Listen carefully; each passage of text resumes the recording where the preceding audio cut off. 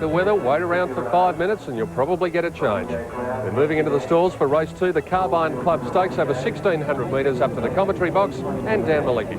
Thanks very much, Peter. Runners are moving in well. Stan Aitken rides the favourite here, Premier Raj. Let's have a look and see what Stan thinks about his chances. His specialist, now in the Hall of Fame, David Nicol. Hello, Peter. Well, what a wonderful day. It is. And you actually have come out, of course, just well, for the Stan, Horse race Stan, last we know. time. Here we go. After he copped a... Well, I knew jockeys' voices were pretty high, Gary Willits, but Stan... we've lost Stan. We've lost Stan, well and truly. Well, I think Premier Raj was a very good run at Caulfield. I think it'd be very hard to beat in this race, Stan. He's certainly one of the strong chances here. Big field running of 18, scratching to number 7 and 9.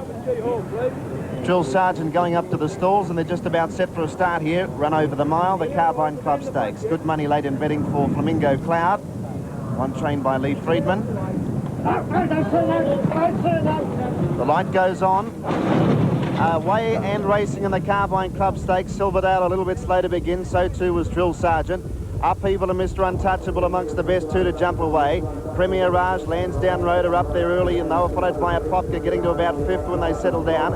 Wadagos is going forward from a wide barrier. Nasadas is up midfield, followed by Hidden Saint. Over on the inside was Gold Message, and then came Prince Karaka. Around them out wider on the track was Golden Sword, followed by Flamingo Cloud. Prince of Ipo's back to third last with Roy's Boy, and Drill Sergeant's over on the inside. About 900 metres left to travel, and Tantanay got up on the inside to lead. Wadagos went to second, a length and a half to Lansdowne Road third. Mr. Untouchable with the box seat. Premier Raj was 5th, and they were followed out wider on the track by Nasadas, a Popka to centre. Over on the inside, Upheaval, followed by Hidden Saint. Going around them, Baskerville out 3 deep, and then Flamingo Cloud. Wider on the track was Prince of Ipo, and then Prince of Karaka, Silverdale, Roy's Boy, Gold Message, Golden Sword, and back of the rear of the field, Drill Sergeant. Around the turn, 550 metres left to travel. Tantanay just the leader. Going up wide on the track was Nasadas, and they were followed by Mr. Untouchable, Wadagos. Lansdowne Road in the centre. Wider on the track was Baskerville running on. Upheaval needs a run, and then Premier Raj as they run down towards the 300 metres point. Lansdowne Road just in front. Wide out was Baskerville. Flamingo Cloud runs on, and then Prince of Ipo followed by Premier Raj. Baskerville hit the front with 200 metres to go from Lansdowne Road. Prince of Ipo late, then Tantanay and Hidden Saint. Baskerville got to the front with 100 to go there, and Baskerville's drawn away from Lansdowne Road and Prince of Ipo. And Baskerville goes on a win by a length and a half to Lansdowne Road. Prince of Ipo third.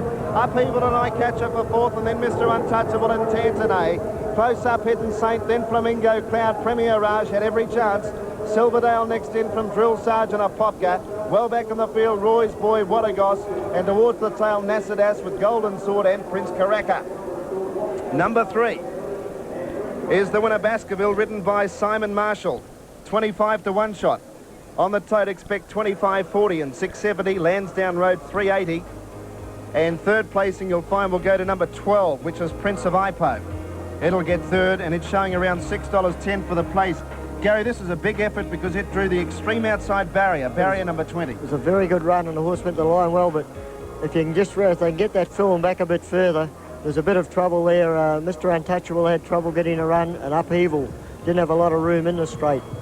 And when we go back and see the head on, you can most probably see there was a little bit of trouble. One of Tommy Hughes' horses got checked a bit. Upheaval was a good run. It flashed through late, and it's probably end up running about 5th, but keep an eye on it. Well, he was, you can see it here now. You can see the third one out in the blue colours. That's Mr. Untouchable right behind the leaders. He's got nowhere to go. Greg Hall with the horse with the white face. He can't get a run at all on Upheaval. You can see how Mr. Untouchable just come out there and check that one of Tommy Hughes's. The Popka. And they've raced very tight up here. And of course, Baskerville's on the outside and got no trouble. But see, Greg Hall's still trying to get out. He's just got out now. He's able to use the whip, Mr. Untouchable. So there might have been a couple of unlucky runs there.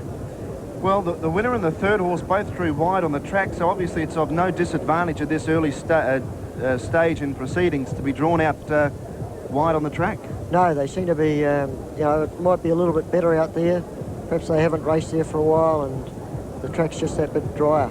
Simon Marshall, wrapped to see him get a nice winner during the carnival. He's a top jockey, great bloke, and really breaking through at the moment. He's if he gets the opportunities, he usually makes the most of it. And well, that's just right. Look at his style here, and he was just intent in one place, and that was being first over the post. He's a very good rider. He has a lot of trouble with his weight, and he does a very good job to keep his weight down.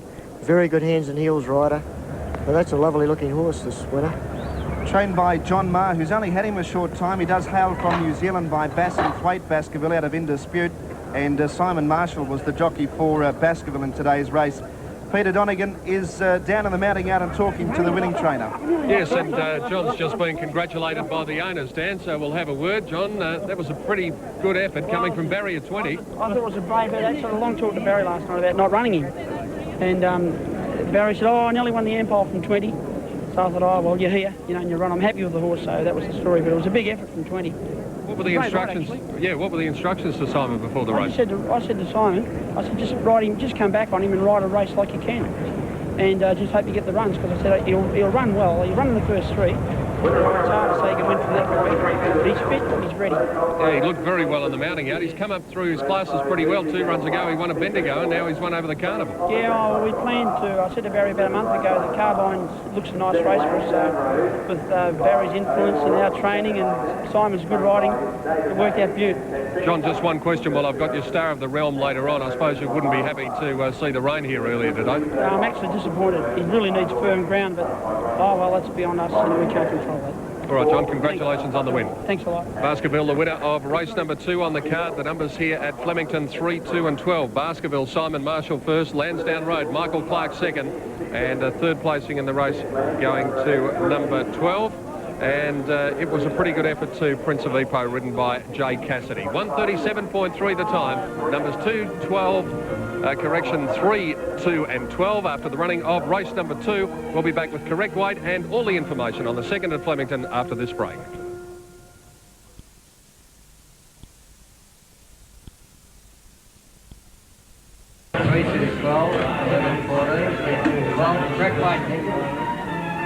And as we welcome you back, there is correct weight from Mr. Lawler, and there's the winner. I tell you what, there could be a few turn-ups today.